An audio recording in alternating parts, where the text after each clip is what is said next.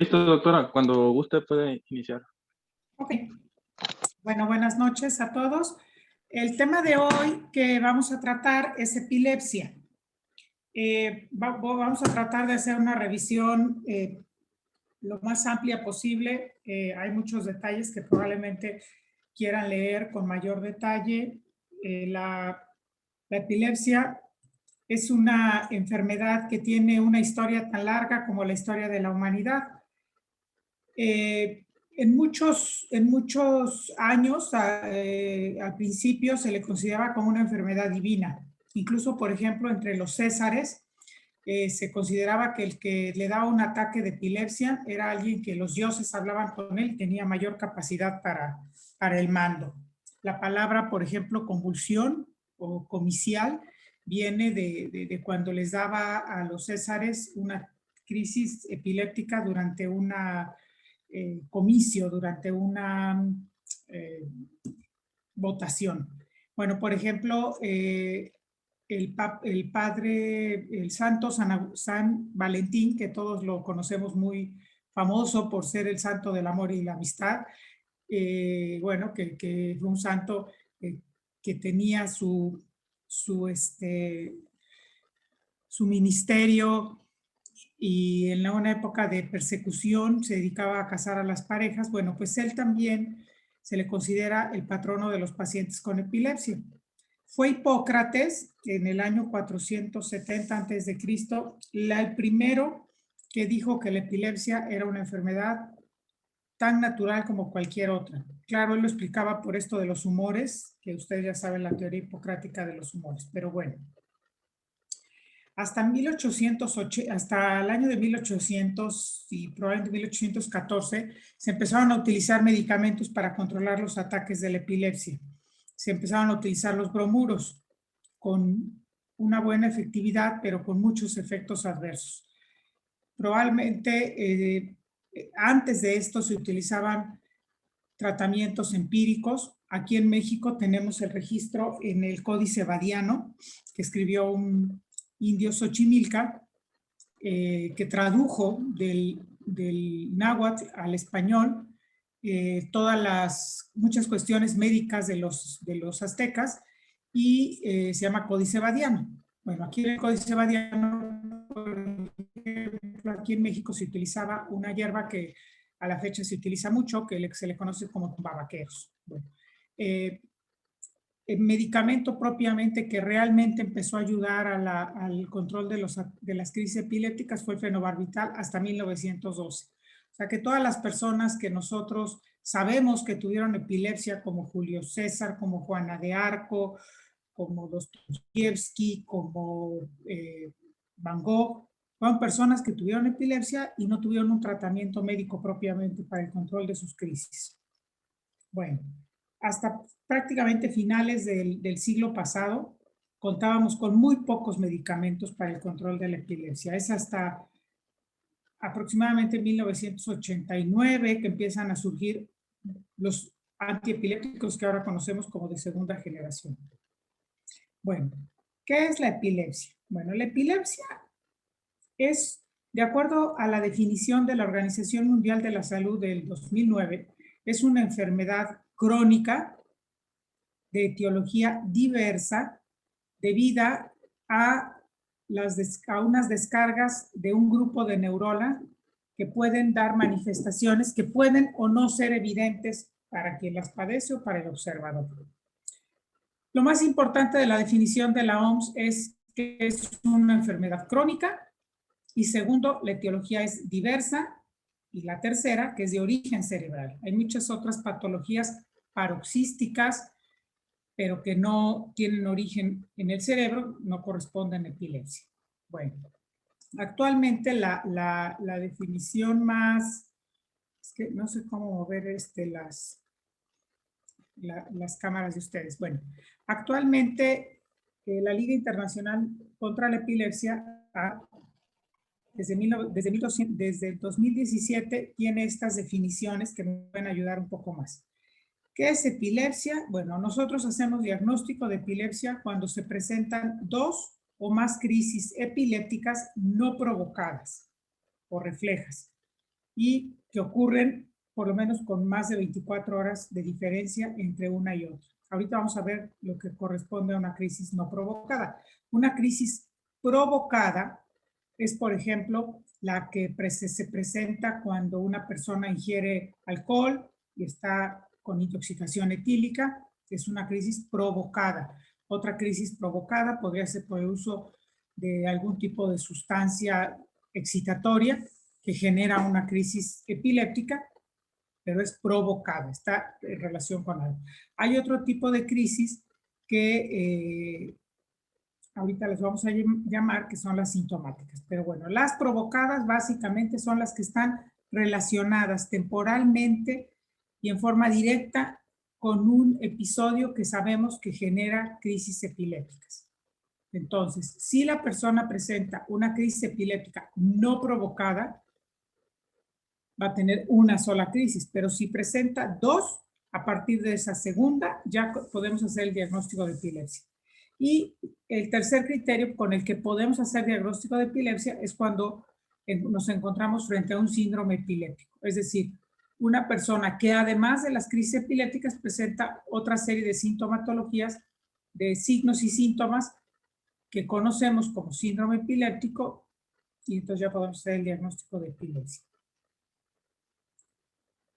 Bien, entonces nuevamente el término no provocado, para que nosotros digamos es una crisis no provocada, tiene que implicar necesariamente la ausencia de un factor temporal o reversible. Por ejemplo, el insomnio prolongado, el consumo de sustancias excitadoras, otra crisis provocada, por ejemplo, una fiebre muy alta, son crisis provocadas. Una crisis no provocada, no tenemos nada que nos haya desencadenado ese evento.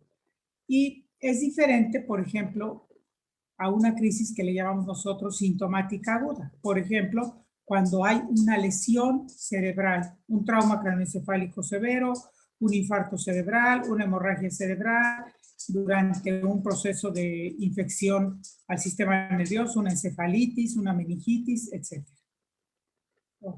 Bien. ¿Qué sucede en la epilepsia?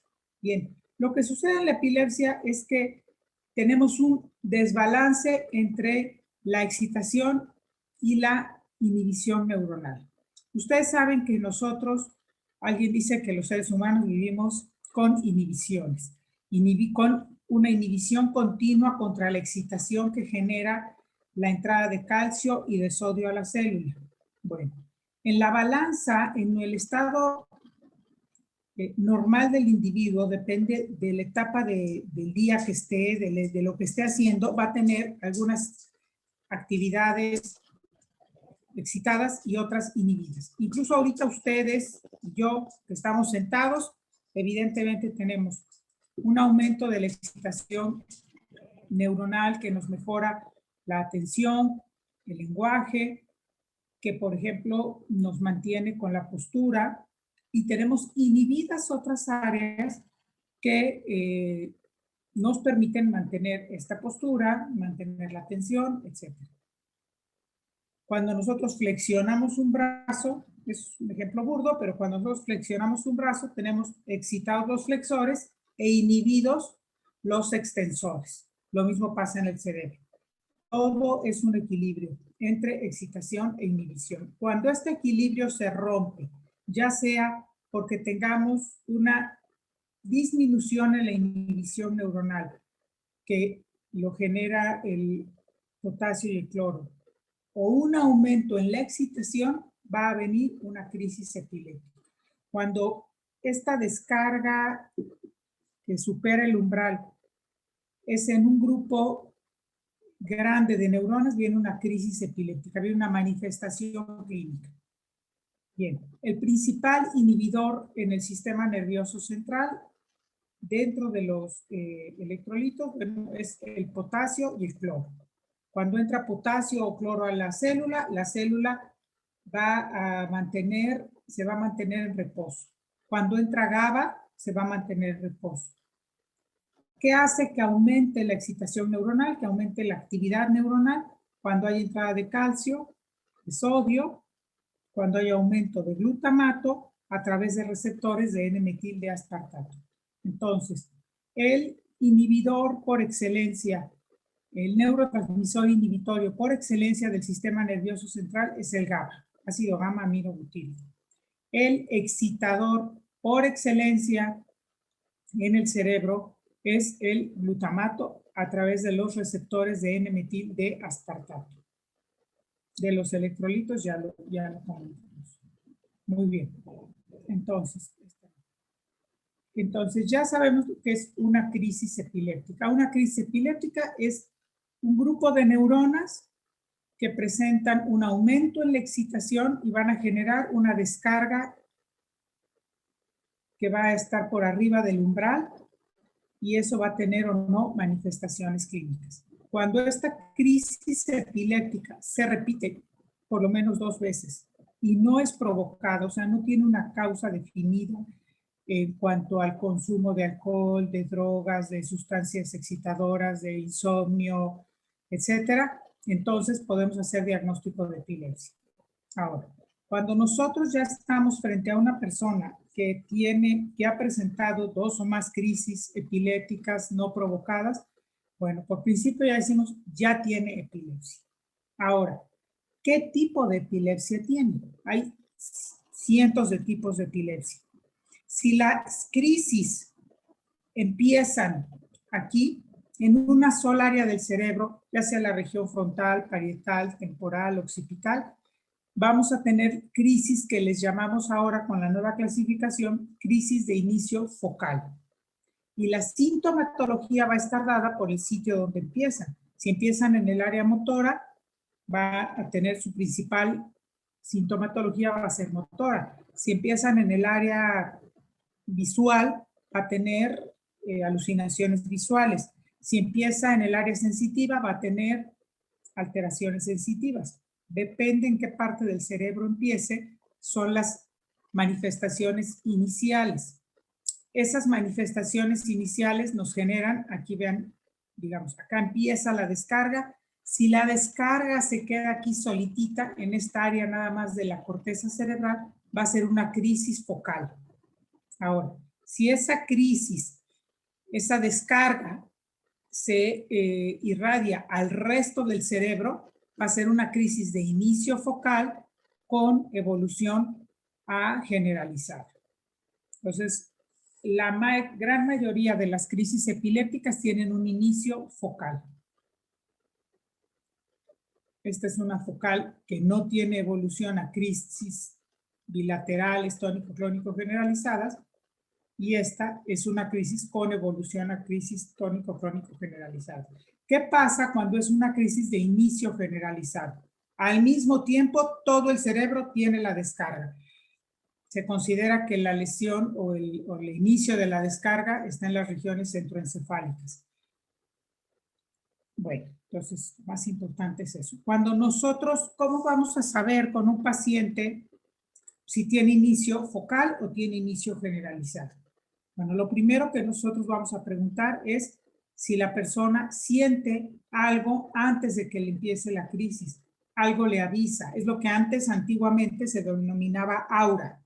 Ese término ya no se utiliza desde hace muchísimos años en epilepsia. Ya no lo usen, nunca lo usen. Entonces, ya se sabe que lo que antes se consideraba aura o lo que era como el aviso de que venía la crisis es el mismo inicio de la crisis, una crisis de inicio focal. Si la persona nos dice, a ver, yo cuando empiezo se me pierdo el tono muscular de la mano y me estoy dando cuenta que la mano se me cae. Entonces, yo sé que es una crisis de inicio focal consciente, porque no hay alteración de la conciencia, porque se está dando cuenta atónica. Pero lo mismo puede ser con un automatismo. ¿Cuáles son los automatismos? Actividades repetidas, siempre iguales.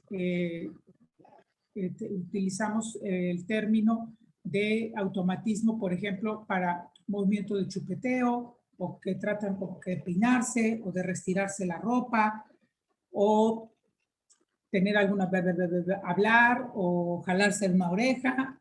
Es una actividad repetitiva que siempre la hace igual cada vez que presenta este evento.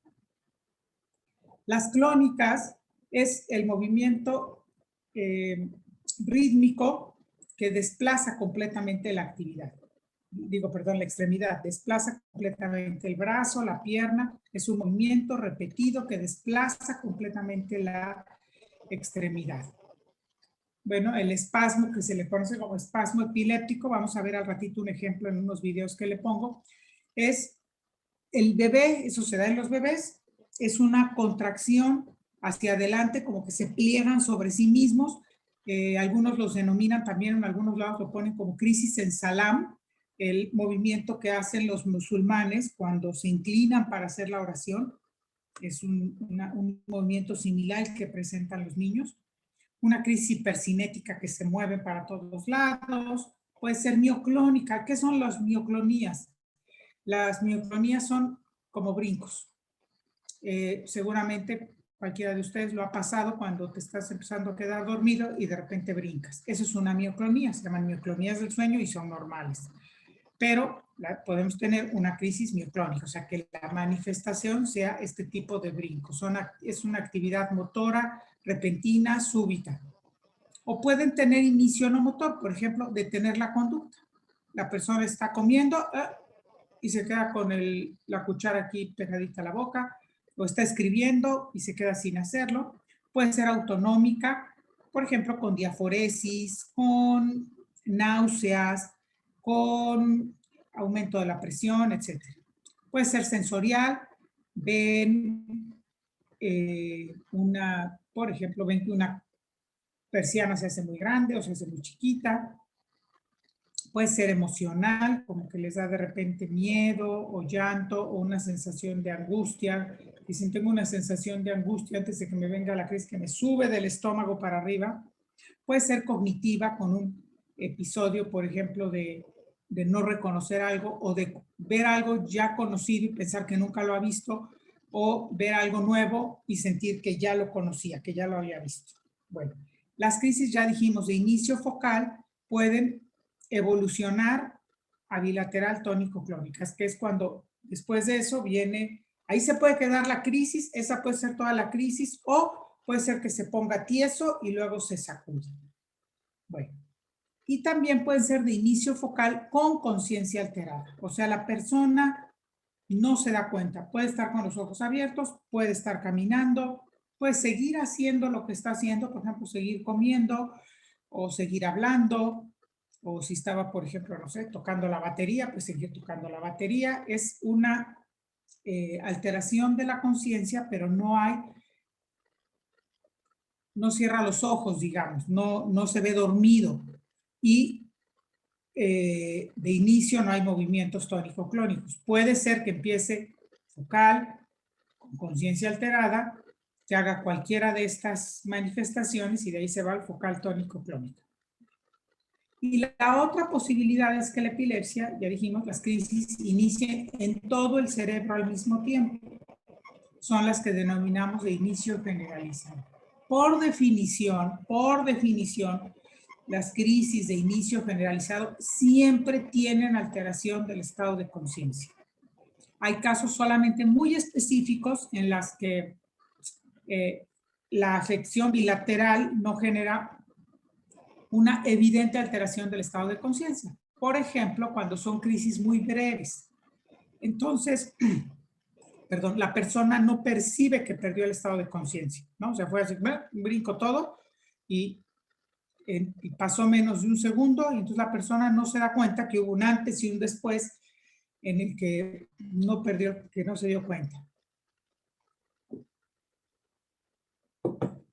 Bueno, las crisis de inicio generalizado pueden tener sintomatología motora o no motora.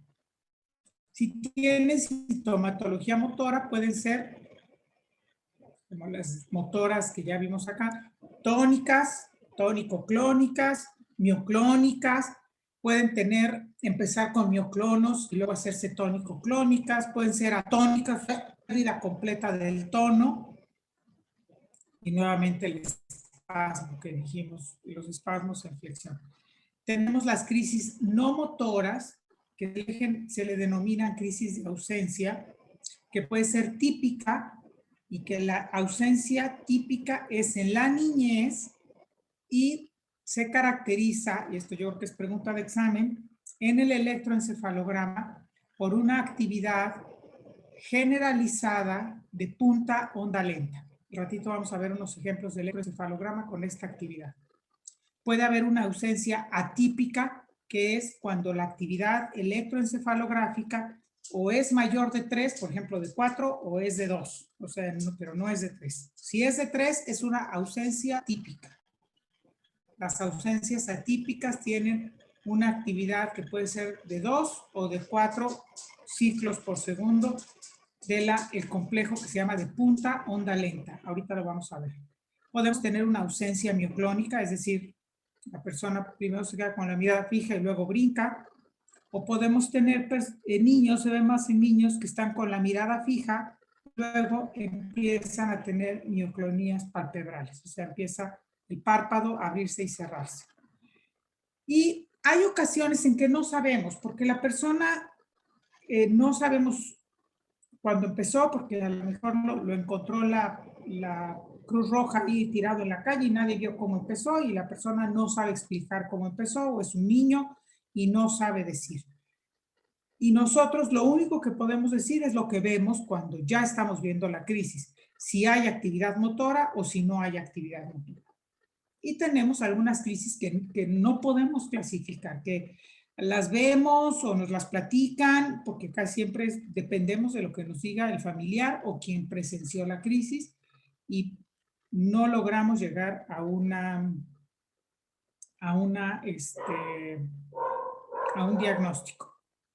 Bueno, ahora, ¿qué pasa con esto? Nuestro primer nivel de diagnóstico es que nosotros, con lo que la persona nos diga, tenemos que decidir si tienen un inicio focal, un inicio generalizado o desconocido. Bien, una vez que nosotros decidimos esto, podemos decidir, ahora sí, fue a la crisis, pero si son 2 o más no provocadas, ya sabemos que tiene una epilepsia y entonces podemos hacer ya el diagnóstico de una epilepsia focal, una epilepsia generalizada, una epilepsia combinada, o sea que tenga 2 o más tipos de crisis, o una epilepsia de tipo desconocido. En ocasiones podemos integrar algún síndrome epiléptico. Por ejemplo, podemos integrar un síndrome epiléptico en el que es un recién nacido, con daño cerebral, con retraso en el desarrollo, que además de presentar múltiples tipos de crisis, presenta algunas lesiones estructurales y algunos elementos en el electroencefalograma que nos ayudan a integrar un síndrome, por ejemplo, de West o un síndrome de Lennox-Gastaut cuando son mayores de 1 año. Entonces, los síndromes epilépticos tienen 2 situaciones muy importantes. La primera están muy bien descritos y están muy bien estudiados. Cuando nosotros integramos un síndrome epiléptico, podemos tener una orientación muy importante de qué medicamentos son los que más le pueden servir a esa persona. Y segundo, del pronóstico. Es muy importante. Por ejemplo, hay un síndrome por ahí que se van a leer que se llama síndrome de Ohtahara y que la persona tiene unas crisis así, miren, nada más así, les brinca la manita o otra parte. Y uno clínicamente ve eso y dice, pues nomás un brinquito. Pero si termina de hacer todo el estudio, todo el interrogatorio, etcétera, sabe que es un síndrome de Ohtahara, sabe que eso va a ser progresivo y mortal. O sea, va a dar un diagnóstico y un pronóstico cuando nosotros logramos integrarlo en síndromes epilépticos. Bueno, cuando nosotros ya tenemos este diagnóstico, entonces vamos a hacer varios estudios para poder determinar la causa. Es estructural, es decir, nació con una malformación congénita, le enterraron un cuchillo, está con un infarto estructural. ¿Es genética? Bueno, hasta hace unos años nosotros decíamos que desconocíamos la causa hasta del 80% de las epilepsias. Con el paso de los años nos hemos percatado que una gran parte de las epilepsias que antes considerábamos de origen desconocido son de origen genético. Muchas ya se han determinado los genes que están asociados a determinados tipos de crisis. La etiología puede ser infecciosa, por ejemplo, durante o después de una encefalitis viral, bacteriana, etc. Puede ser metabólica, hipoglucemia, hiperglicemia, hiperuricemia, encefalopatía hepática, y puede ser desconocida. No sabemos por qué empezó, todo está normal y un gran porcentaje de los pacientes los tenemos aquí en causa desconocida. Ahora, ¿qué pasa cuando decimos es una causa desconocida? ¿Realmente es desconocida? No, no tenemos en este momento los recursos para poder determinar una causa.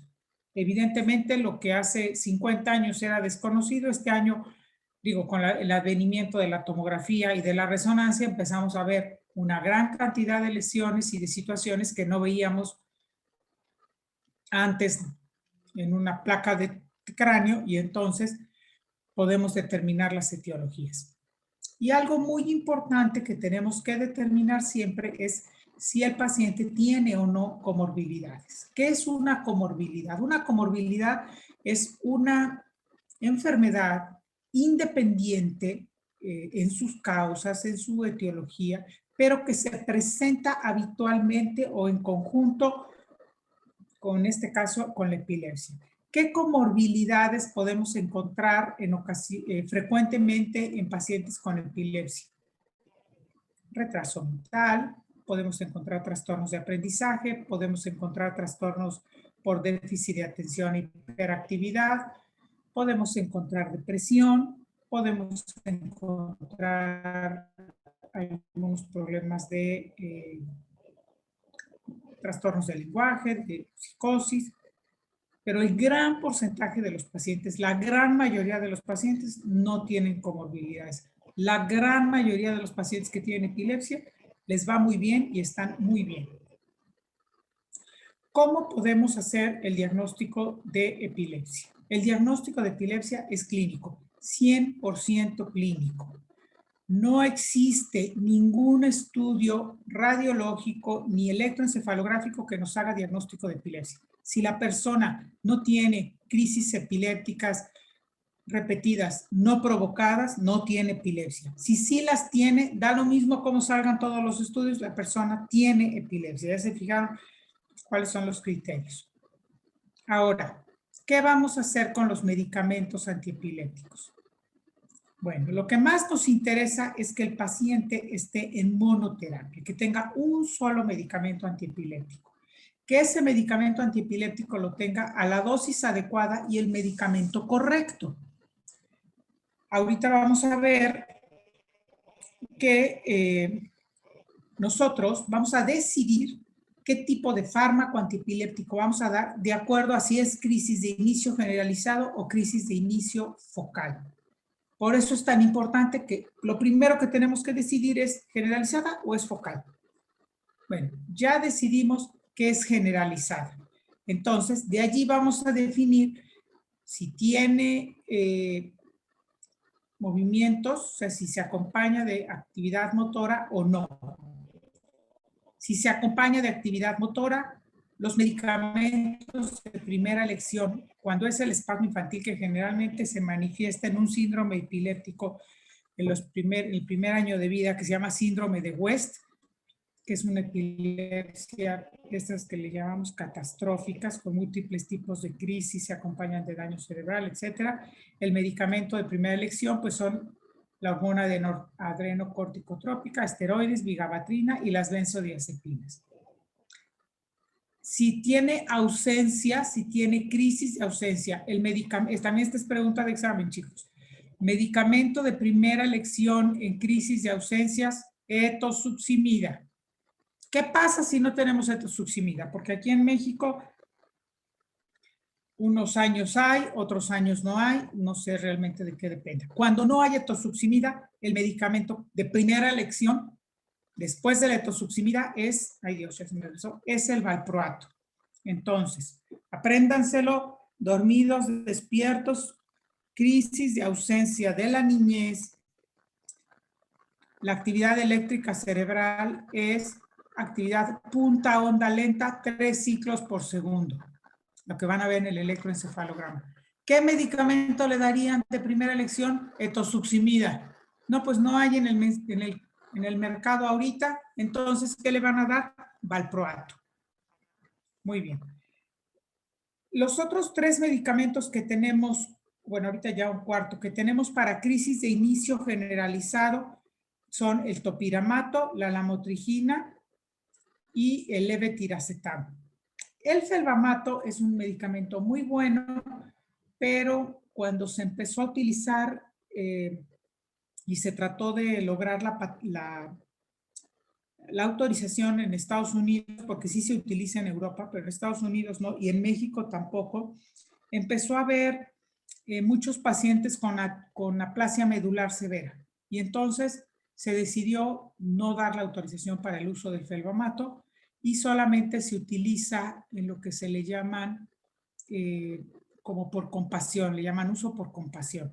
En pacientes muy seleccionados, generalmente se utiliza en niños que tienen un síndrome que se llama síndrome de Lennox-Gastaut, que es un síndrome epiléptico de la infancia, y que el síndrome sea secundario a esclerosis tuberosa.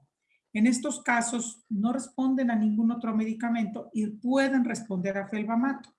Entonces, cuando no hay otra opción, se platica evidentemente con la familia, comité de ética, etcétera, y se busca poder dar el felbamato. Si no, pues no es una opción que tengamos en la vida diaria. Ahora, ¿qué medicamento nos sirve para crisis de inicio focal? Prácticamente todos, el que ustedes quieran. Carbamazepina, fenitoína, carbazepina, fenobarbital, primidona, gabapentina, tiagabina, todos nos sirven. Ahora, ¿por cómo vamos a decidir? Le voy a dar este, le voy a dar lo otro. Bueno, lo primero, si son generalizadas, ya dijimos, con estos casos en particular lo que nos corresponde. Pero si son generalizadas y no son ausencias, o son ausencias y no tenemos etosuximida, pues vamos a darles valproato. ¿Qué sucede con el valproato? Bueno, miren, el valproato es de los medicamentos convencionales. Llegó a México por ahí de 1970. Es un muy buen medicamento, tiene muy buena tolerancia. Hay muchas presentaciones, IV, oral, en jarabe, en suspensión, liberación prolongada, etc. Bien, ¿cuál es el principal cuidado que ustedes tienen que tener con el valproato? Es el medicamento más teratogénico que hay. Si yo le doy, está una mujer tomando valproato y se embaraza, el riesgo de tener un hijo con malformaciones del tubo neural es muy alta. Entonces, lo ideal es, si tienes una mujer o una niña que va a empezar su edad reproductiva y que no tiene un control anticonceptivo bien establecido, olvídate del valproato y mejor utiliza la lamotrigina. Y en segunda opción, el levetiracetam. Entonces, medicamento de primera elección en mujer embarazada o que se quiere embarazar con crisis de inicio generalizado, lamotrigina o levetiracetam. Muy bien. Ahora, crisis focales, prácticamente, como les digo, pueden ser cualquiera. De todos los fármacos que tenemos aquí, ¿cuál es el medicamento menos teratogénico? Bueno, la lamotrigina, la oxcarbazepina, la carbamazepina. ¿Cuál es, o sea, cómo voy a decidir yo, por ejemplo, entre todas estas opciones que tengo para crisis de inicio focal, cuál le doy? Bueno, el fármaco antiepiléptico, la primera razón para escogerlo es el tipo de crisis, pero la segunda razón es la disponibilidad del medicamento. En mi caso en particular, que trabajo para la Secretaría de Salud, pues, ¿cuál es el más barato? antes de que existiera el Seguro Popular, cuando existió el Seguro Popular, cuáles cubre el Seguro Popular, y ahora que está el INSABI, cuál cubre el INSABI. Y en base a lo que tienes es lo que das, porque son medicamentos que van a tomar en forma crónica. Si el paciente puede tener acceso a cualquier medicamento, generalmente preferimos los nuevos fármacos antiepilépticos. ¿Por qué? Porque tienen una vida media más larga, porque tienen una cinética más lineal, porque tienen mucho menos efectos adversos. Bien. De todos los fármacos que tenemos aquí, ¿cuáles son los fármacos que les llamamos, digamos, de la primera generación? Los que existieron prácticamente, que eran los únicos con los que contábamos hasta probablemente 1980 y tantos. La carbamazepina, la fenitoína, el fenobarbital, la primidona, el valproato, bueno, las benzodiazepinas.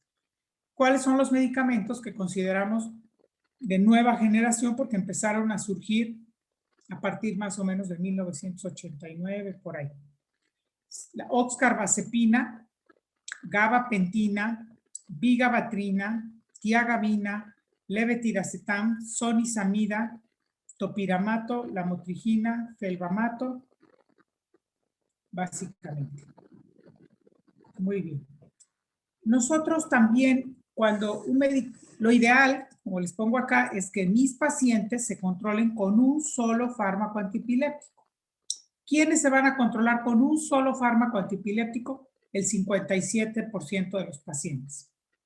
Va a haber todavía un porcentaje de pacientes que requieran que yo le añada otro medicamento. ¿Qué medicamento le voy a añadir? Tengo que conocer de cada uno de los antiepilépticos su mecanismo de acción para poder utilizar un medicamento con un diferente mecanismo de acción. Por ejemplo, carbamazepina bloquea canal de sodio, fenitoína bloquea canal de sodio. No es una buena combinación. ¿Por qué? Porque además de que los dos hacen lo mismo, tienen la misma vía metabólica en el hígado. Y entonces hay mucha interacción medicamentosa. Valproato de magnesio lo consideramos como un medicamento de amplio espectro porque bloquea canales de sodio, bloquea canales de calcio tipo T y probablemente aumente el GABA. ¿Qué pasa con el fenobarbital y la primidona? Básicamente inhiben glutamato. Bueno, felbamato bloquea todo, por eso es tan buen fármaco antiepiléptico, pero como les digo, tiene un efecto adverso que en México y en Estados Unidos y varios países de Latinoamérica se consideró incompatible para su uso comercial y entonces no se utiliza. La gabapentina básicamente es un medicamento como aumenta el GABA. No se sabe cómo, su mecanismo de acción todavía no se conoce. La lamotrigina es como de muy amplio espectro, es muy útil. Levetiracetam tampoco se conoce bien su mecanismo de acción, se cree que bloquea canales de sodio y de calcio. La oxcarbazepina no sabemos su mecanismo de acción. Topiramato es también de muy amplio espectro y en general tienen también muy buena respuesta. La vigabatrina aumenta GABA y la sonizamida bloquea canales de calcio tipo T. Bueno, entonces, una gran porcentaje de nuestros pacientes se van a estar libres de crisis con un solo medicamento. Pero si yo le añado un segundo tipo de medicamento, solamente un 6% más va a estar libre de crisis. Y si yo requiero añadirle un tercer fármaco antiepiléptico, hasta el 36% de esos pacientes no se va a controlar. Ok. Muy importante que un paciente que no se controla con el primer medicamento y le añado un segundo fármaco antiepiléptico con todos los criterios que ya les dije, diferente mecanismo de acción, que no interfieren en su metabolismo entre uno y otro, etcétera. Y no hay control, son pacientes que tenemos que considerar el manejo también no farmacológico. ¿Cuál es el que yo más recomiendo? Bueno, no es que yo recomiendo. Cada uno tiene su indicación. Pero en un paciente adulto con crisis focales, con alteración de la conciencia y que no se controla con el primer medicamento y le añado un segundo y no se controla y tengo la necesidad de añadirle un tercero, es un paciente candidato a cirugía de epilepsia. Si esas crisis están relacionadas a una lesión del lóbulo temporal, que se llama esclerosis mesial temporal, desde el primer día que yo veo al paciente ya tengo que decirle, usted va para cirugía. O sea, la posibilidad de controlarse con fármacos antiepilépticos es mínima. Entre más tiempo me quede yo con el paciente, dándole la pastillita, se la subo, se la bajo, se la subo, se la bajo, menos probabilidades va a tener de controlarse bien después de la cirugía. Entonces, la cirugía, entre más temprana, mayor eficacia. Tenemos también la opción de la dieta cetogénica. Se ha demostrado que el aumento de cetonas en el sistema nervioso genera una inhibición. Y entonces, ¿dónde está probada la dieta cetogénica? Está particularmente probada en niños con síndrome de Lennox-Gastaut. La dieta cetogénica se tiene que dictar por una nutrióloga, el paciente los primeros días tiene que estar hospitalizado, tenemos que estar vigilando muy bien su acidosis, etcétera. No es como ahorita las dietas estas que hacemos para adelgazar y que metemos a las dietas cetogénicas. ¿No? Esta es una dieta bien dirigida para tener unos niveles muy específicos y mejorar el control del paciente. En algunos casos, cuando tenemos, por ejemplo, algunas lesiones en las que no podemos entrar a una cirugía dirigida, la estimulación del nervio vago o la colocación de algunos estimuladores en determinadas zonas del cerebro nos van a controlar diferentes áreas corticales y nos pueden controlar las crisis. Y algo que ayuda en todos los pacientes, tengan o no bien controlada la epilepsia, son los grupos de autoayuda. Es muy, la epilepsia socialmente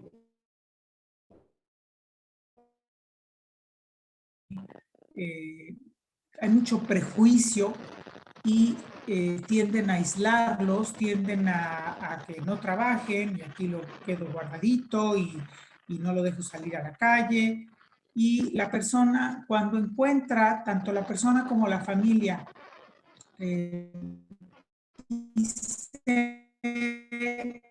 encuentra personas que tienen su misma patología, se informan, empiezan a aprender y un dato, una que tuvo la Liga Internacional contra la Epilepsia el año pasado fue sacar a la epilepsia de las sombras.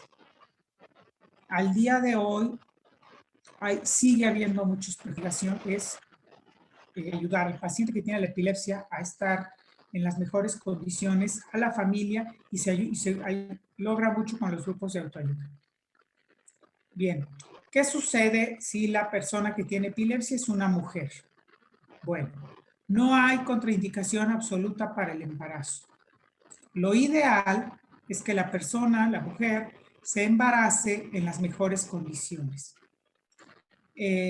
Lo ideal es que si está tomando un medicamento que sabemos que es teratogénico o embriogénico como el topiramato, podamos cambiar el fármaco antes de que se embarace. O sea, eso es algo que uno tiene que platicar desde que ve a la niña a los 8, 9, 10 años de edad, para que cuando llegue a la edad reproductiva sepa que si quiere embarazarse, si decide embarazarse, es necesario 2, 3 meses antes que se le haga cambio del medicamento por el medicamento que le corresponda de acuerdo a su tipo de crisis, pero que no sea teratogénico. La epilepsia bien controlada puede, la mujer con epilepsia bien controlada puede tener un parto normal. La decisión de si es parto o es cesárea es una decisión 100% obstétrica. La epilepsia no es indicación de cesárea. No hay contraindicación para la lactancia materna. La mujer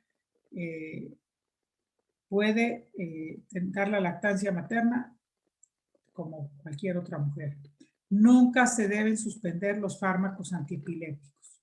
Incluso si lo que está tomando es un fármaco teratogénico como valproato, yo en mi experiencia, que son más o menos unos, ay Dios, como unos 28, 29 años que ejerzo la neurología, solamente en 2 ocasiones me ha tocado que una mujer me llegue y me diga, oiga doctora, me voy a embarazar, cámbieme el medicamento.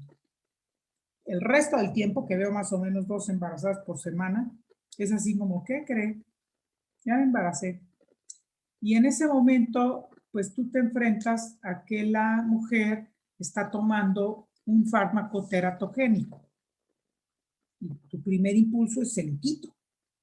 Bien, no se lo puedes quitar de un día para otro. Cualquier medicamento antiepiléptico que tú suspendas de un día para otro va a generar crisis con movimientos tónico-clónico bilaterales. Y las crisis con movimientos tónico-clónico bilaterales llevan mucho más riesgo para el bebé y para la madre que el fármaco. Entonces, ¿qué es lo que se tiene que hacer? Hacer el cambio por un fármaco que no sea teratogénico y retirar paulatinamente el que es teratogénico. El ácido fólico es una vitamina que ustedes saben que se da en las mujeres que están embarazadas en México. Bien, muchos de los fármacos antiepilépticos disminuyen la absorción de ácido fólico. Entonces, las indicaciones de las guías es, si tú tienes una niña, paciente, por ahí de los 9, 10 años, 11, empiézale a dar ácido fólico. ¿Cuánto tiempo? Mientras tome fármacos antiepilépticos. Aunque no se vaya a embarazar nunca, aunque la mamá te jure que tiene cinturón de castidad, aunque sea lo que sea, junto con la receta del fármaco antiepiléptico, tiene que ir el ácido fólico. ¿A qué dosis? A la dosis que se da normalmente de 0.4 miligramos por día. Muy importante. Entonces, el ácido fólico siempre, en la mujer siempre. Y algo que tenemos que tomar en cuenta es que algunos fármacos antiepilépticos disminuyen el potencial de los anticonceptivos. Entonces, si la mujer decide llevar una vida sexual activa y decide utilizar fármacos, está utilizando un antiepiléptico que disminuye el potencial anticonceptivo del medicamento que esté tomando, tiene que estar avisada. Y es su médico tratante, el médico que está manejando los anticonceptivos, tiene que ajustar la dosis para que haya una dosis mínima de estradiol en el anticonceptivo y la mujer no tenga riesgo de embarazarse por el efecto secundario del antiepiléptico. Bien. ¿Qué estudios hacemos? Son estudios complementarios. Ya les dije que el diagnóstico de epilepsia es clínico, pero ¿qué podemos hacer nosotros para complementar nuestro diagnóstico y poder definir si tiene, por ejemplo, algún síndrome, si la causa es estructural, si tiene un tumor, si tiene algo que esté generando estas manifestaciones? Bueno, podemos hacer un electroencefalograma convencional, que pues yo creo que ya ahorita es muy poco probable que lo vean. Se registraba con unas plumillas sobre papel. Actualmente lo que más se utiliza es el electroencefalograma computarizado. Podemos hacer lo que se llama el mapeo cerebral, que es la modificación computarizada del, digamos, de los grafoelementos que nosotros hemos ido registrando, y a cada grafoelemento o a cada amplitud le vamos dando diferentes colores y podemos tener una imagen representativa del trazo electroencefalográfico. Podemos hacer un video electroencefalograma, por ejemplo, al mismo tiempo que le estamos haciendo el registro del electroencefalograma, estamos tomándole un video. Esto se utiliza muchísimo en pacientes, por ejemplo, que no sabemos bien qué tipo de crisis son. en pacientes que van a ser sometidos, por ejemplo, a cirugía de epilepsia, pues queremos con todo detalle ver cuando empieza la crisis, en qué parte del cerebro empieza la descarga, en pacientes, por ejemplo, que nadie los ve, pero que amanecen con la lengua mordida y que queremos saber exactamente qué le está pasando. Puede hacerse un estudio, se llama de Holter, así como se hace para el electrocardiograma. Igual se ponen una serie de electrodos a nivel del cráneo y la persona puede durar, teniendo un registro de la actividad eléctrica cerebral, 48, 72 horas, una semana, 2 semanas, sobre todo cuando tenemos muchas dudas sobre si realmente corresponden a crisis epilépticas o no. Cuando ya se va a tomar la decisión de la cirugía, se hacen estudios de electrocorticografía, es decir, los electrodos se colocan directamente sobre las áreas de la corteza cerebral para tratar de delimitar con mayor precisión de dónde viene la descarga epiléptica y sea la parte que quitemos, bueno, no la quito yo, la quitan los neurocirujanos, de la corteza cerebral. De los estudios de imagen tenemos la tomografía simple y contrastada. Nótese que dice simple y contrastada. Una tomografía simple no nos va a servir de gran cosa. Tiene que ser contrastada. Es un estudio muy útil porque además muy accesible. Lo tenemos en la gran mayoría de los lugares. La resonancia nos da muchísimo más detalle que la tomografía. Nos puede mostrar zonas de defectos de migración neuronal, defectos, por ejemplo, a nivel del lóbulo temporal, que el lóbulo temporal es muy difícil de ver en la tomografía con mejor claridad y en la resonancia se ve con mayor claridad. Y por último, estudios, por ejemplo, con SPECT o el PET, que nos pueden orientar a zonas de la corteza cerebral que tienen mayor actividad y que generalmente nos ayudan mucho cuando se está decidiendo la cirugía. En el electroencefalograma hay una serie de grafoelementos que les denominamos epileptiformes, que generalmente se traducen por una actividad irritativa exagerada de un grupo de neuronas. Estas, por ejemplo, son las ondas agudas. Podemos tener estas que se llaman puntas, que son ondas más de una amplitud menor. Y por ejemplo, es el punta onda lenta, punta onda lenta. Este es el característico de las ausencias. Si en un segundo, de aquí a acá es un segundo, entre acá y acá. Y si tenemos una punta, una onda lenta, dos puntas, de punta, onda lenta, y tenemos entonces 1, 2 y 3, es un complejo de punta onda lenta de 3 ciclos por segundo o 3 Hz, que típicamente se encuentran en las ausencias típicas. Hay síndromes epilépticos que tienen grafoelementos y registros de electroencefalografía muy característicos, son muy caóticos, que tienen, por ejemplo, acá ondas agudas, ondas lentas, varias puntas. Se les llama, por ejemplo, en el síndrome de West, la característica principal del electroencefalograma es la ipsarritmia, con H. H-I-P-S, arritmia, ipsarritmia. O sea, arritmia en todo lo que puedan, es un electro caótico. Tenemos también estos grafoelementos de un brote, luego como si supresión. Esto generalmente habla de mal pronóstico. Entonces, brote, supresión, también es un grafoelemento. Y acá es, otra vez, ausencia típica, punta onda lenta. O sea, toda la crisis empieza al mismo tiempo en todo el cerebro y tiene onda aguda, onda lenta, onda aguda, onda lenta, punta, onda lenta, ¿de acuerdo? No se les olvide este trazo, chicos. Podemos tener, por ejemplo, en crisis generalizadas, polipuntas, muchas ondas agudas. Bueno, ¿en qué nos sirve, decíamos, el video electroencefalograma? Si yo veo, si la mamá me platica, pero igual no me platica bien y yo no sé, cuando yo hago un video electroencefalograma, esta foto, discúlpenme, está muy feita, pero ahorita les voy a enseñar el video. Al mismo tiempo que estoy viendo al niño, estoy registrando el electro. quiero que vean, por ejemplo, este niño tiene una ausencia típica. Las ausencias típicas generalmente se desencadenan con la hiperventilación, con la lectura, cuando se ríen mucho.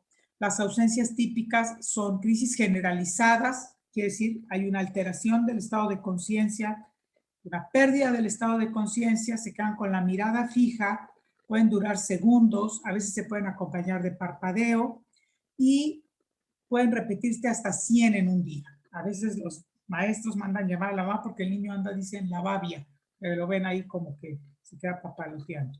Entonces les voy a enseñar aquí un niño con una ausencia típica.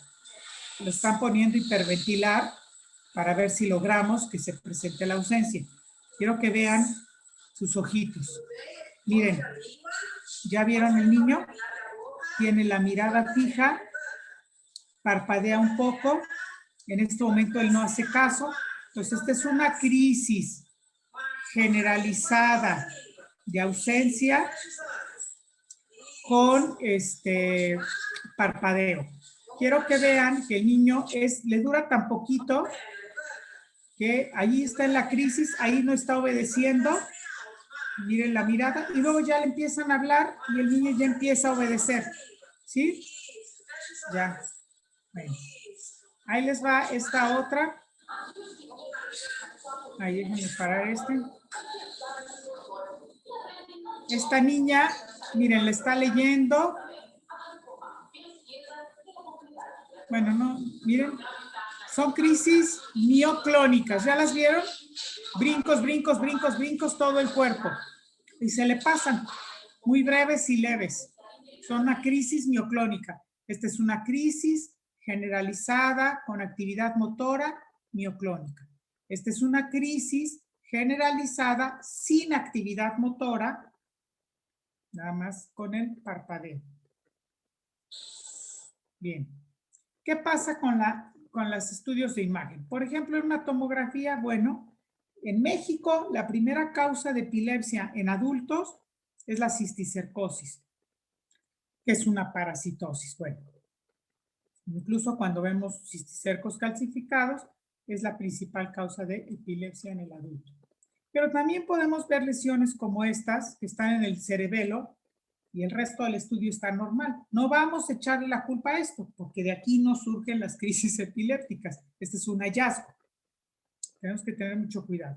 Acá, por ejemplo, tenemos un bebé que por alguna razón al nacimiento tuvo daño cerebral, por hipoxia, hemorragia, perdió toda esta área del cerebro. O sea, toda esta área del cerebro que ven blanco es agua. Toda la área del cerebro que circunda, y ya ven este hilito de corteza que le queda, pues son zonas con muchas descargas. Y entonces generalmente presentan una gran serie de, múltiples crisis epilépticas. Podemos tener procesos infecciosos bacterianos, como serían los abscesos cerebrales, de cualquier causa. Esto es, por ejemplo, un estudio, el que les decía, en el que se mide el metabolismo del azúcar. Y, por ejemplo, en este interictal, entre mayor rojo, mayor metabolismo.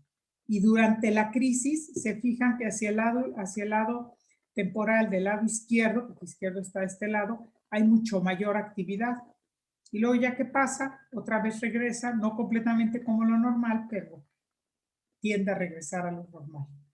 Bueno, ¿qué cosas no son epilepsia? O sea, ¿cuál es el diagnóstico diferencial de epilepsia? El síncope. El niño que se desmaya en los honores a la bandera porque no desayunó, porque está haciendo sol, porque decidieron dar un discurso muy, muy largo la directora. El que se desmaya ahí en la misa porque están poniendo el incienso y está todo encerrado. El vértigo, que también es un padecimiento paroxístico, pero no corresponde a epilepsia. El espasmo del sollozo, o famosísimo mimiquis, no es epilepsia. Los tics no son epilepsia. Y los movimientos involuntarios, como por ejemplo el Parkinson, el temblor por el Parkinson, no es epilepsia. Bien, les tengo aquí un caso clínico. Tenemos 3 casos clínicos. Quiero que ustedes me van viendo la actividad que presenta la señora. De aquí les voy a dar ahorita algunos datos y vamos a tratar de ir determinando lo que tenga. Entonces, vean por favor lo que presenta esta señora.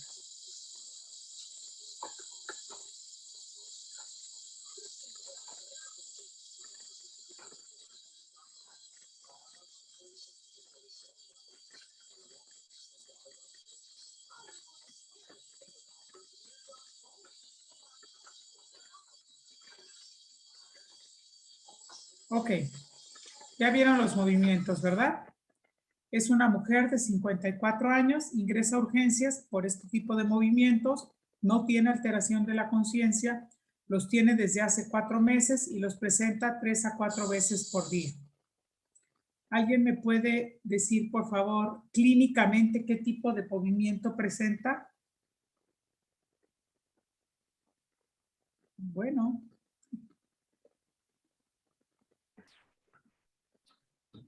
¿Pueden abrir sus micrófonos, por favor?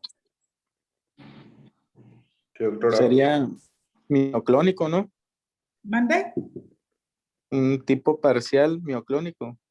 Ok, son mioclónicas focales. Ya la palabra parcial ya nos las quitaron desde el 2017, ¿eh? Así que es focal, mioclónica. Muy bien. Del brazo derecho y de repente del izquierdo. ¿Estamos de acuerdo? ¿Pueden abrir todos sus, por favor, sus micrófonos? Sí. Sí, de acuerdo, doctora. Gracias. Entonces, tiene unos movimientos o unas mioclonías focales, derechas o izquierdas. Muy bien. Entonces, podríamos hablar en el tipo de crisis de unas crisis mioclónicas, unas crisis focales, sin alteración de la conciencia con actividad motora, que en este caso es mioclonos, o mioclónica. Ahora, ¿qué estudios le pedirían? ¿O qué les interesaría saber más de esta señora? Ya la vieron que está gordis, que está en su silla de ruedas, tiene 54 años. ¿Qué les interesaría saber más de esta señora? Sí, es hipertensa, diabética. Si es hipertensa, a ver, no es hipertensa, sí es diabética, mal controlada. Sí, Tenía comorbilidades, como lo mencionó. 300 de glucosa, perdón. Comorbilidades, como mencionó hace rato usted. Que las comorbilidades que mencionó Bueno, hace rato también.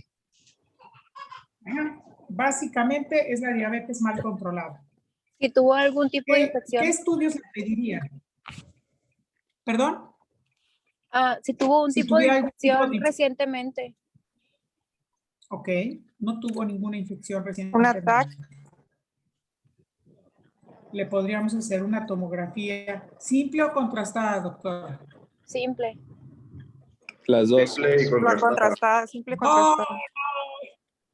A ver, chicos, la tomografía simple, esto no sé si venga en el examen nacional, pero les va a servir por el resto de su vida. La tomografía simple nada más sirve para ver hemorragias, hidrocefalia y cuando se dan un cocazo en la cabeza, o sea, un trauma craneoencefálico y quieres ver si hay fractura o no hay fractura.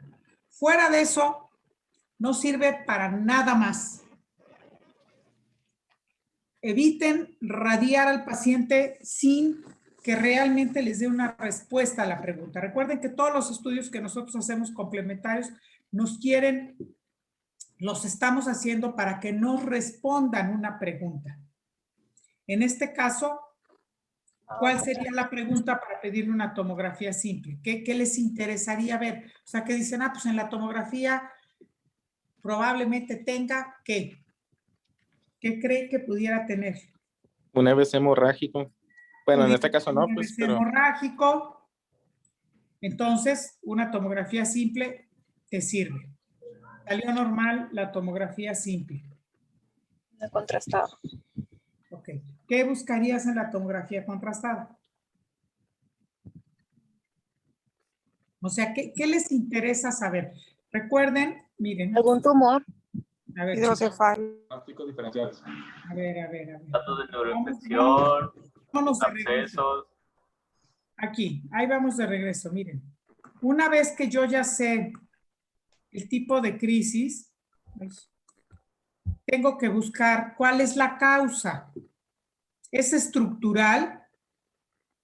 Ok, puedo hacer una tomografía para ver si tiene el cerebro completo o nada más tiene la mitad. Pero me serviría más una tomografía simple y contrastada. Pero bueno, es estructural. Si le sale normal la tomografía y simple, pues nada más pueden decir no hay hemorragia, no hay hidrocefalia, no hay a lo mejor edema aquí grave, no hay una fractura. Queremos saber, ¿cómo podremos saber si es infecciosa? ¿Cómo podremos saber si es por cisticercos, por abscesos, por el... Fiebre. ¿Mande? Fiebre. Queremos saber si tiene fiebre. Bueno, la cisticercosis, que les dije que es la causa primera de crisis en el adulto, no da fiebre. Y una tomografía simple, si no hay calcificaciones, puede ser normal y tener una encefalitis por cisticercos. Entonces, hay que hacer el estudio simple y contrastado. ¿De acuerdo? Porque nosotros tenemos que descartar todo esto. Si no es infecciosa, parasitaria, abscesos, etc. Metabólica, ¿pudiera ser metabólica si tiene 300 y cachos de azúcar? ¿Sí o no? Sí. Sí, puede ser metabólica. ¿Pudiera ser inmune? Ya es menos probable, ¿no? Ya está en los 54 años, tal vez si fuera una mujer joven pensaríamos más en una patología inmune. Y bueno, si hubiera llegado con el azúcar normal y saliera todo normal, pues nos quedábamos en una causa desconocida, pero si llega con la glucemia alta y encontramos calcificaciones o quistes de cisticerco en la resonancia o en la tomografía, vamos a decir que puede ser infecciosa o inmune o metabólica. ¿Estamos de acuerdo hasta ahí? Sí, doctora. Sí. Recuérdense, esa diapositiva es muy importante. Muy bien. ¿Y qué tratamiento le darían?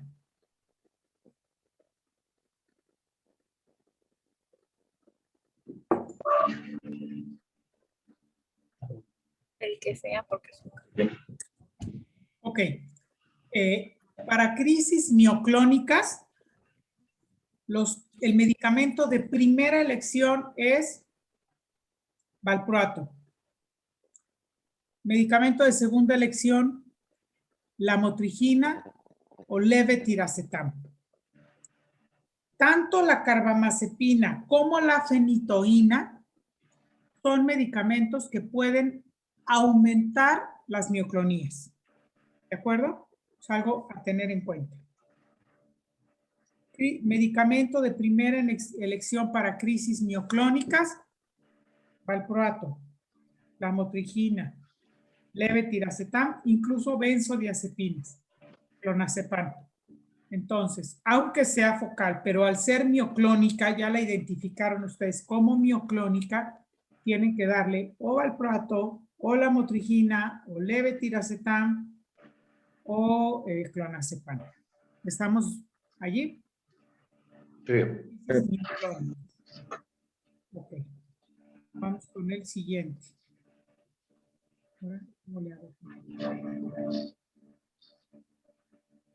Ahí les va este niño. Quiero que lo vean muy bien el tipo de movimientos que hace.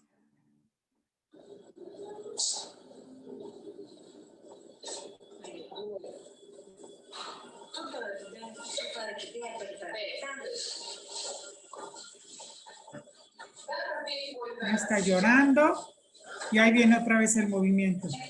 Pueden hacer hasta 400 en un día. Ahí está, justo. ¿Ya se fijaron el movimiento que hace? Sí. Ok, este tipo de de movimiento, son crisis mioclónicas generalizadas, y cuando están así en el recién nacido se conocen como espasmos epilépticos o espasmos en flexión. ¿De acuerdo? Es muy característico, ya lo vieron, y recuerdan cuáles los medicamentos de primera elección para los espasmos infantiles.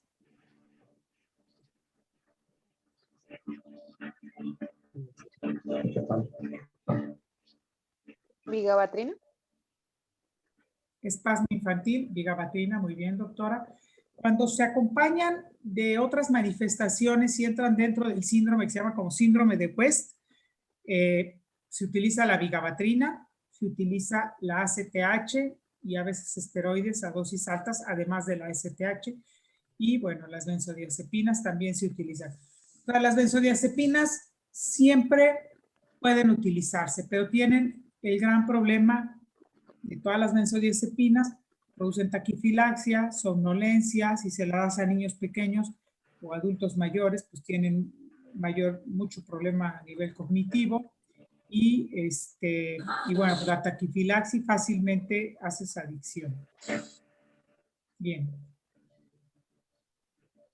Pues ya vieron unas crisis mioclónicas focales, y estas son las generalizadas, y quiero que vean esta señora y me digan qué tiene.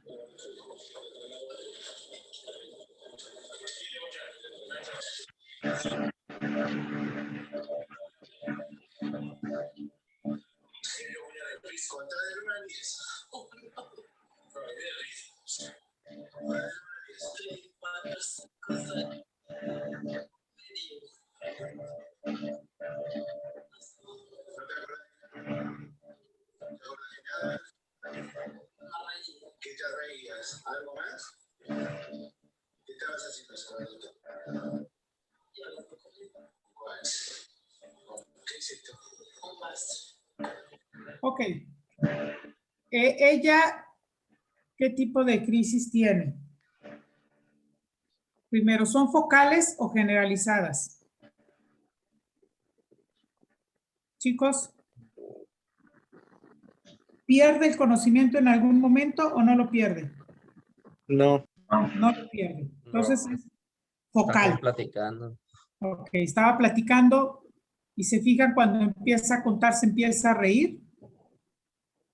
¿Sí se fijaron en eso? Ahí les va otra vez.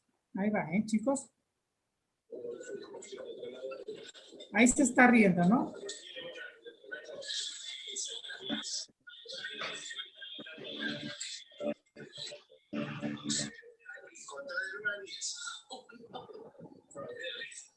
¿Se fijan que se está riendo ahí?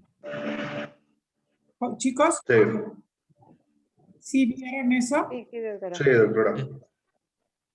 Entonces, son crisis de inicio focal. ¿Estamos de acuerdo? Conciencia conservada. Y tiene un automatismo, que es la risa. Estas se conocen como crisis gelásticas o crisis de risa. Entonces, crisis focal. Conciencia conservada. Sin actividad motora, con automatismo de reírse, pues.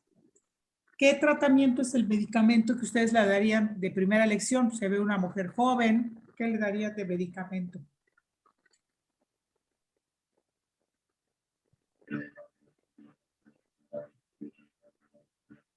Carbamazepina. Carbamazepina, muy bien. Es el medicamento de primera elección de los fármacos, digamos, de la primera línea. La carbamazepina tiene muchas ventajas. Es para crisis de inicio focal, es mujer y si se quiere embarazar, tiene poco riesgo teratogénico, entonces tiene esas ventajas.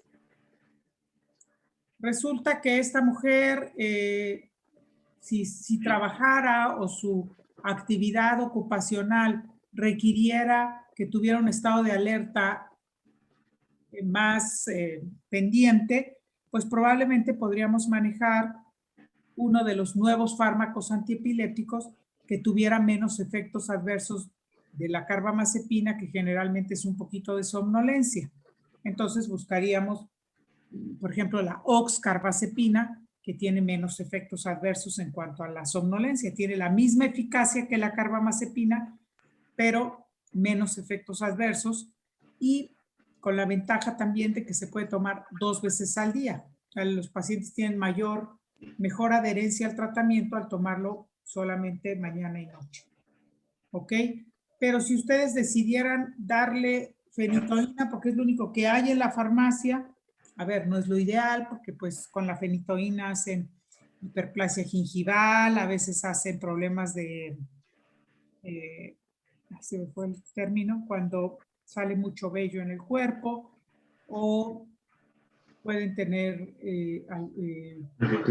básicamente esos problemas, digamos, estéticos. Pero pues lo podrían utilizar. O sea, al final para controlar las crisis le podrían dar el medicamento que ustedes quisieran, porque son crisis de inicio focal. Entonces, cualquier medicamento está indicado allí. Cualquier medicamento epiléptico. Quiero que vean esta chiquita, por favor. Está allí dormidita, a gusto. Se despierta.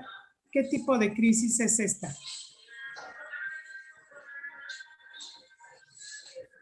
¿Cómo ven cómo la ven? ¿Cómo ven eso? Rígida, o sea, está tiesa completamente. Ok, esta es una crisis tónica. ¿Ya la vieron?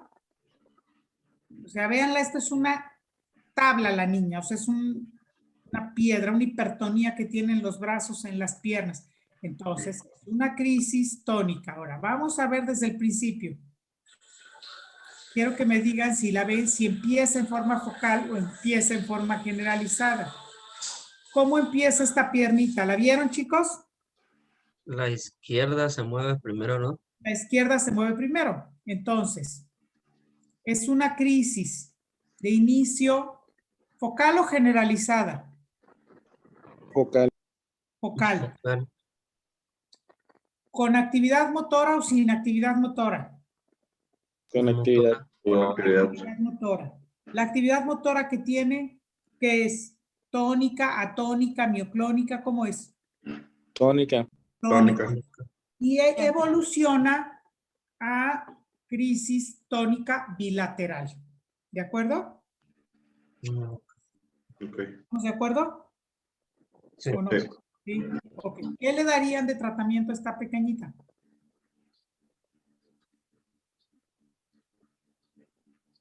Le pueden dar carbamazepina, le pueden dar fenitoína, le pueden dar levetiracetam, le pueden dar lo que quieran, le pueden dar. ¿Por qué le pueden dar lo que quieran?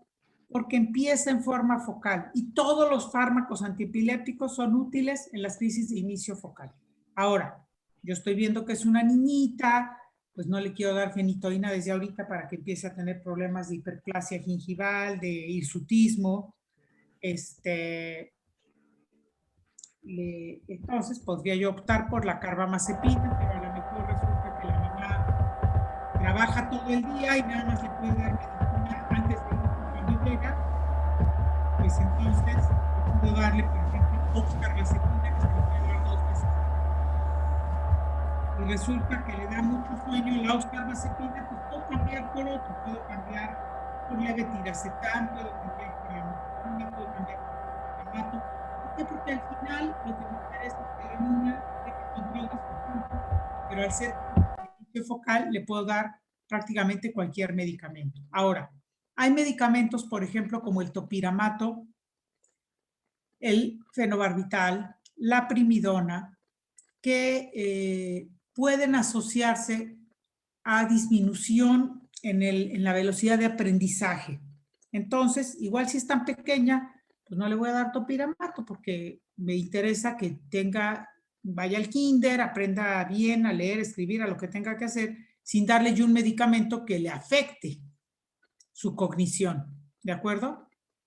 Entonces, al final le podrían dar cualquier medicamento, pero el que ustedes van a decidir va a ser en base al medicamento que tengan a la mano, a los recursos económicos de la familia, o el que tengan, pues, si trabajan para el IMSS, para el ISSSTE o a nivel particular o lo que sea, si están en México, si están en Europa, si están en Estados Unidos, y va a depender también de cuántas dosis al día le tienen que dar, si tiene o no otra comorbilidad para saber si le pueden dar un medicamento. Por ejemplo, si esta niña tuviera una cardiopatía congestiva, pues a lo mejor no conviene mucho darle un bloqueador de canales de sodio porque a lo mejor va a tener arritmias. Entonces, pues te buscas uno que no sea bloqueador de canales de sodio para evitarte ese riesgo. Entonces, al final, ¿qué medicamento está indicado? Todos. ¿Cuál es el que tú le vas a dar? Va a depender de todo el entorno de esta pequeña para que decidas el que crees que sea el mejor fármaco antiepiléptico para ella. Ahora, ¿qué nos ha pasado mucho y que es muy frecuente?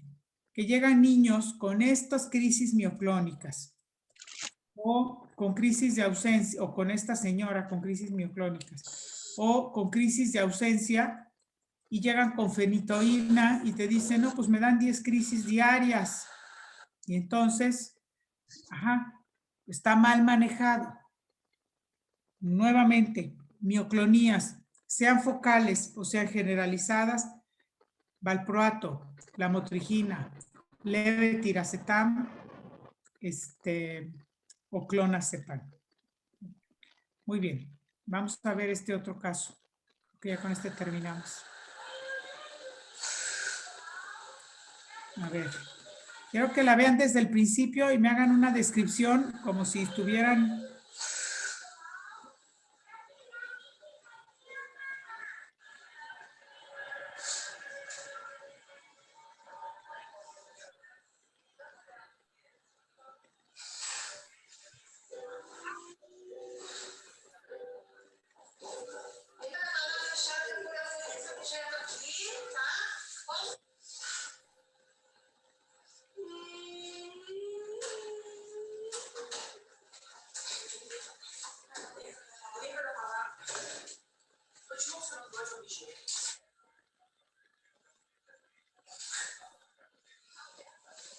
¿Qué hace? ¿Qué hace esta chiquita?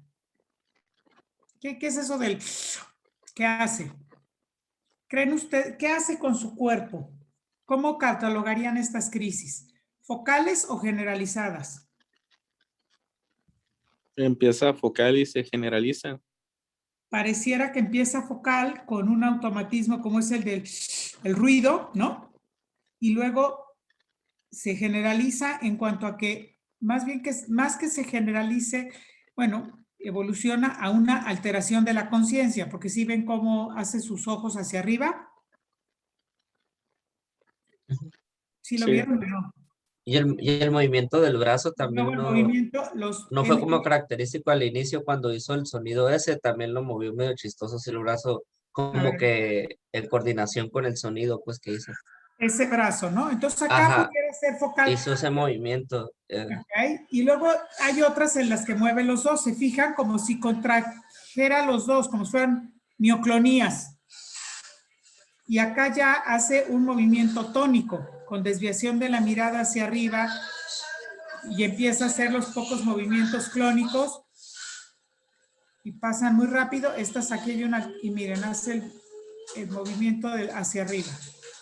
Entonces, esta pequeña tiene varios tipos de crisis. Tiene crisis de inicio focal, que evolucionan a movimientos tónico-clónico bilaterales de muy breve duración, pero también tiene crisis como mioclónicas, pues, con el ruido. Entonces, cuando tienes crisis de las dos, focales y generalizadas, vas a dar tratamiento el que tenga más amplio espectro, o sea, para crisis generalizadas.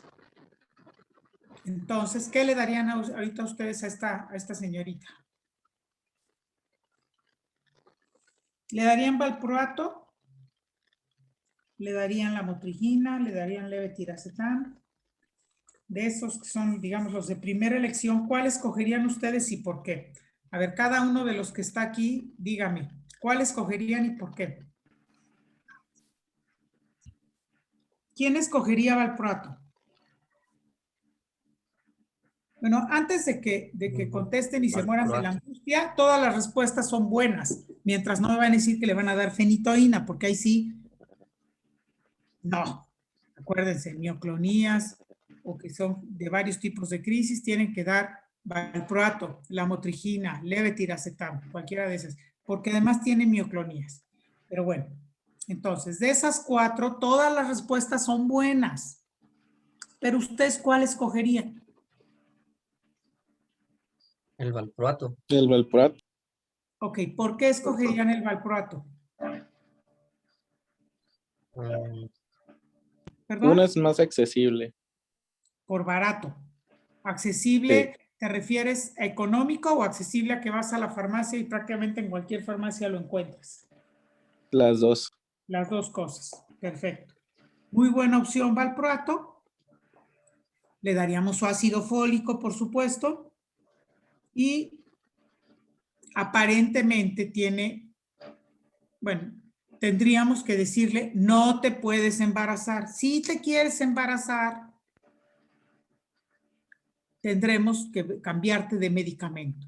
Entonces, La esta mujer. señorita llega a los 3 meses y les dice, ya conocí al amor de mi vida y quiero tener un bebé. ¿Por qué medicamento le cambiarían? Levetiracetam. ¿Cambiaríamos por levetiracetam o por lamotrigina? La ¿Cuál mujer. es la ventaja de uno o de otro? La lamotrigina es un medicamento que requiere una titulación muy larga. Es decir, si yo le doy, para que yo llegue a la dosis terapéutica, tienen que pasar casi 2 meses.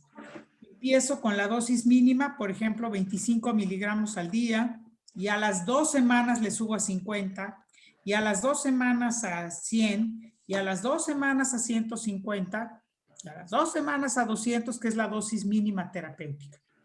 Y yo hago la titulación de este medicamento más rápido. La lamotrigina tiene el riesgo alto de que haga una alergia severa, un Steven Johnson, por ejemplo. El riesgo es muy alto. Entonces, si yo no tengo prisa, muy despacito en la dosis, pero si sí tengo prisa, pues la lamotrigina no es opción.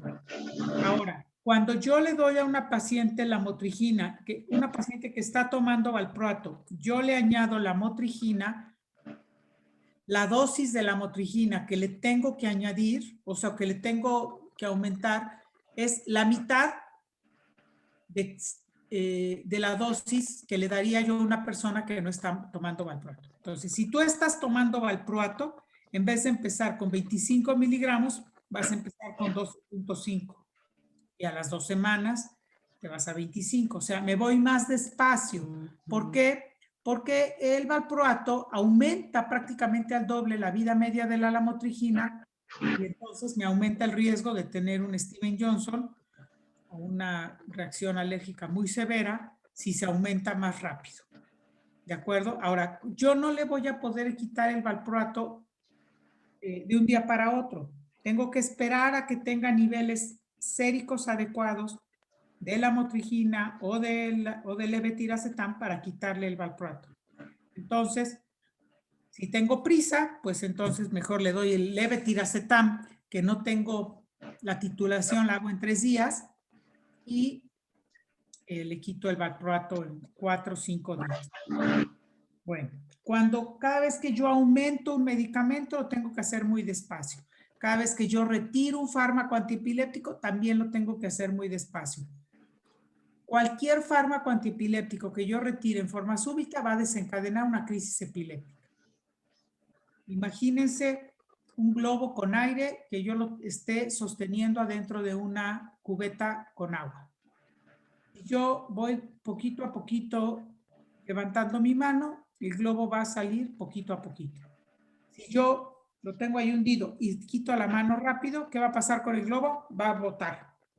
Y eso pasa en el cerebro. Es un ejemplo un poquito burdo, pero bueno, nos sirve para acordarnos que no podemos suspender eso. Entonces, miren, a manera de resumen, Si yo tengo sospecho que tiene crisis, bueno, evidentemente va a su atención primaria, se obtiene información del evento, se hace un examen físico. Si considero que tiene un posible evento epiléptico, no epiléptico, lo puedo mandar, por ejemplo, al cardiólogo si es un síncope o al otorrino si es un vértigo, psiquiatra si es un mimiquis. Bueno, si sí tiene crisis epiléptica, yo le voy a iniciar tratamiento. Si es la primera crisis, solamente si sospecho que tiene una lesión. Si ya tiene más de 2 crisis,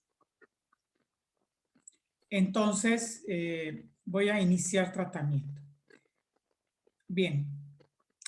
El diagnóstico puede ser incierto, es decir, no sé qué tiene, ya le hice todo y todo sale normal. Generalmente esos los mandamos al tercer nivel de atención, pero puedo decir si tiene epilepsia y entonces tengo que definir tipo de crisis y si tiene algún síndrome epiléptico. Y en base a esto voy a decidir el tratamiento, siempre y cuando no esté en un estado de mal epiléptico, ¿verdad? Bien. Esta hoja, este cuadrito lo escribió un doctor que es epileptólogo y por eso todo pone referencia al especialista, referencia al especialista. Bueno, en México somos alrededor de 1,400 neurólogos para todo el país. La norma, en base al número de neurólogos que habemos en todo el país, contando neurólogos de adultos y neurólogos de niños, sugiere que hasta el 60-80% de los pacientes deben atenderse en el primer nivel de atención y solamente enviar a segundo o a tercer nivel de atención pacientes que tengan epilepsia mal controlada o que no se pueda llegar al diagnóstico. Bueno, hasta aquí creo que ya terminamos y no sé si tienen alguna duda. Ustedes pueden entrar directamente a la página de la Liga Internacional contra la Epilepsia, ILAE. Tiene en español una gran cantidad de información. Ahí viene la nueva clasificación. Pueden entrar también a la página del Programa Prioritario de Epilepsia. También toda es gratuita. Ahí vienen las guías de epilepsia del 2019 y las de ahorita del 2021. Y algo que quiero, muy importante, que no sé si se percataron o no se percataron, pero no he utilizado, y ahorita es la primera vez que la voy a utilizar, y quiero que cuando me oigan esa palabra, en ese momento la escuchen y la borren de su vocabulario por el resto de su vida. Por lo menos hasta que la ILAE diga otra cosa. Y es la palabra convulsión. En toda esta plática no utilizamos la palabra convulsión. Ya no se utiliza la palabra convulsión desde el 2017. Así que eviten usar la palabra convulsión, por favor, porque el médico que utiliza la palabra convulsión, pues está haciendo evidente pues, que no ha leído sobre epilepsia ni sobre la nueva clasificación. Y si ustedes ponen eso, espero que en el examen no lo haya puesto sus preguntas a alguien que esté en la prehistoria y utilice esa palabra, pero bueno, si sí está, pues bueno, contesten. Las convulsiones básicamente se refiere a cuando hay una actividad motora evidente. Espero que no venga en el examen, pero si viene y ven la palabra convulsión, pues sepan que se refiere a una crisis epiléptica con actividad motora evidente. ¿Alguna duda, doctores? Doctora, en el uso de, por ejemplo, ahorita que mencionamos con la niña la carbamazepina, que también la podía usar, pero ya ve que en adultos generalmente pues se usa también como estabilizador del ánimo y otras cosas. Y se hacen pruebas de función hepática. Aquí con los niños también se les tiene que estar haciendo pruebas de función hepática cada cierto tiempo. O sea, mi pregunta sería más que nada, ¿cada qué tanto tiempo se le harían o si no se le hacen o en el caso del uso de carbamazepina? Ok, mira. El principal efecto adverso de prácticamente de todos los de la carbamazepina es clínicos es la somnolencia, el mareo, esos son sus principales efectos adversos. Ahora, en los primeros días, el rash, o sea que hagan algún tipo de alergia a la carbamazepina. Y desde el punto de vista de laboratorio, la hiponatremia es mucho más frecuente que las alteraciones de la función hepática. La hiponatremia y la leucopenia. Evidentemente no está descartado que puedan hacer alteraciones hepáticas porque prácticamente casi todos los fármacos antiepilépticos se metabolizan por la vía del citocromo P450. Entonces, pues todos pasan por el hígado y sí es frecuente, bueno, no frecuente, pero sí es posible ver pacientes que llevan, por ejemplo, más de 30 años tomando fármacos antiepilépticos con esteatosis hepática relacionada directamente al uso de los fármacos antiepilépticos. Entonces, sí se hacen pruebas de laboratorio rutinarias y lo que no te sabría decir en los niños es con qué frecuencia se deben de hacer. No sé si los hacen cada 6 meses o cada año. Nosotros en adultos los hacemos cada 6 meses. En la página de la Liga Internacional del Programa Prioritario de Epilepsia, en el área de las guías de epilepsia, viene el manejo de epilepsia en niños y seguramente viene un apartado para lo de los efectos adversos y el uso de exámenes de laboratorio, con qué frecuencia se tendrían que hacer en los niños. Ahí sí les pido una disculpa, yo soy de adultos y pues hace por lo menos 30 años que no vi un niño, pero vamos, vienen las guías de epilepsia si lo gustas buscar. No sé con qué frecuencia se tengan que hacer. Ok, gracias. No se preocupe, doctora. Muchas gracias. ¿Alguna otra pregunta? Bueno, pues muy bien. Espero que les vaya muy bien en el examen, que pasen para la especialidad que quieran y que disfruten mucho el proceso. Muchas gracias. Gracias. Muchas gracias, doctora. Doctora. Doctora Loy, te habla el doctor Reni. Reni. Muchas gracias por tu tiempo y gracias a los muchachos, pues si gustan, ya pueden despedirse y agradecemos desde luego tu presentación. Voy a platicar un ratito aquí con la doctora Loy. Bueno. Ok. Lo cierro. ¿Ya me despido? ¿Hago o no? Y ahorita nos vemos. Ok. Hola. Ya te vi. Tantos años. Sí. Oye, muchas gracias, Loy. Muchas gracias. ¿Cómo te fue en tu cirugía? Bien, sin novedad, pero pues ya ves que sabes cuando entra. Fue en el 82, 92, y no inventes mucho. Sí, muchos años. Al que una vez fui en Guadalajara fue a tu esposo, ¿no? Pero a ti no te volvió a ver. A Lalo, sí. Y ya no. Cuando ya se había hecho la manga, de hecho. Se hizo el bypass. Sí, el bypass, sí. Ahorita como que había empezado a subir un poquito y se asustó porque le subió un poquito la presión arterial y ya está bien disciplinado, está todavía más flaco que cuando le hicieron la cirugía. Qué bueno. Dale muchos saludos, sí. Mira, ¿y cómo está la niña de Amezcua? Que ya no he sabido noticias de él. Fíjate que yo tampoco, el otro día hablé con Maribel, pero pues no, me dijo que bueno, ya no que ella ya estaba sin molestias. Ok. Que le habían quitado muchos medicamentos ya. Lo que no sé es si ya llegaron a un diagnóstico de la causa del derrame. Claro, sí. como que inicialmente se consideró que era como una complicación de la cirugía.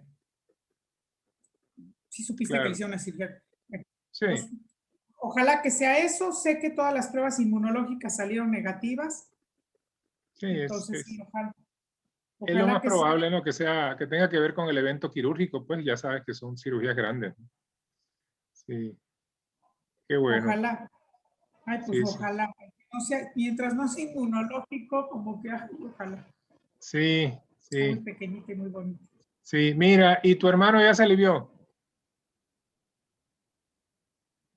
Sí, gracias a Dios. Él desde el principio no tuvo problema pulmonar. Le hicieron una tomografía, salió normal la tomografía, pero un vértigo de no poderse sostener. Como que se le quedó, a ver, yo sé que ahorita el COVID todo es así de nunca habíamos visto esto, pero Sí. un vértigo de no poderse sostener. Entonces Ah, yo creo, según yo, se le quedó una infección aquí entre oído, nariz y garganta, sí, afortunadamente. Y sí, pues vaya, no comía, se deshidrató, porque si comía, pues vómito, levantaba la cabeza, bueno, no, como que fue muy molesto, pero afortunadamente ya se recuperó, ya gracias a Dios. qué Sí, bueno, qué susto. bueno. Sí, Con sí, esta pues sí. enfermedad. Es muy duro, es muy duro. Sí. Bueno, Chelo, ya no te quito el tiempo. Te agradezco mucho y pues ahí tú me avisas si estarías dispuesta a otra colaboración. La idea, como te dije, es, ando en conversaciones aquí con la Universidad de Sonora para establecer un curso más formal, ¿verdad? Esto es como una prueba piloto, pues, una pequeña cohorte que estamos llevando allí. Entre ellos está mi hijo y y pues ahorita vi que se metieron poco, pero normalmente son como 15, 20, ¿no? A lo mejor a veces por la diferencia de horario, ya ves que se Claro. ponen a trabajar y todo eso. Sí, sí. Y bueno, ahí estamos en contacto, ¿está bien? Ok, a tus órdenes y nada más que vea yo si tengo alguna otra plática o por ahí preparada, ahí te Ajá, aviso. de acuerdo. Muy Te bien. agradezco mucho, pues. Bueno, que descanses y muchas gracias. Y me gustó mucho saludarte por acá. Igualmente, bye. Bye, saludos a tu esposo. Gracias, cómo no.